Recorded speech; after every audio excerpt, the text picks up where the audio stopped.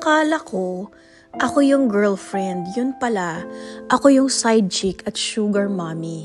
We were together for almost 6 months. Legal kami. Kilala siya ng family ko and ako din sa kanya. LDR kami. But we met regularly. I thought everything was okay. Until one day, a girl messaged me claiming siya daw ang totoong girlfriend ng boyfriend ko for 4 years. At first, di ako naniwala. Pero she showed me pictures, recent Baguio trip, and even proofs ng relationship nila. When I confronted him, ang sabi niya, bigyan mo lang ako ng time. Pero in reality, matagal na pala akong panakipbutas. Turns out, alam ng family at friends niya yung real girlfriend. Ako lang ang hindi. He stayed with me dahil may trabaho ako at generous ako. Nagbibigay ng gifts, sagot sa dates, minsan siya pa ang tinutulungan ko. Yung masakit, hindi pala ako minahal. Gusto lang niya yung benefits. After that breakup, I tried traveling, avoiding places na pinlano naming puntahan. Pero ang hirap. Minsan, kahit simpleng bagay naaalala ko siya. Sobrang sakit, parang nalulunod ako sa bigat.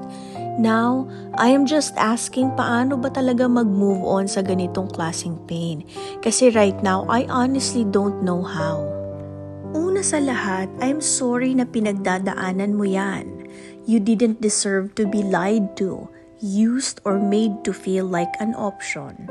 The pain you're feeling, valid yan. Hindi ka overacting.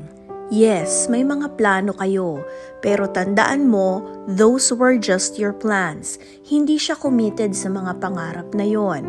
Kung lagi mong iniisip kung anong mangyayari kung hindi siya ganon, you're just reopening the wound. Huwag mong i-blame ang sarili mo. You were honest, you were generous, and you gave love with sincerity.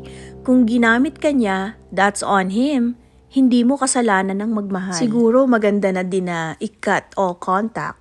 Kahit nakaka-guilty, he doesn't deserve closure from you. He chose lies. He had chances to come clean pero pinili niyang saktan ka. Healing starts when you stop giving him access to your peace. Yung mga lugar na binalak niyong puntahan, gawin mo pa rin, but this time, kasama ang sarili mo or people who truly love you. Turn those plans into self-celebration. I know you will get through this. You will rise stronger, wiser, and softer in all the right places. At darating yung taong hindi mo kailangang suyuin para piliin ka. Eto muli ang inyong digital tita na nagkikwento. Follow for more.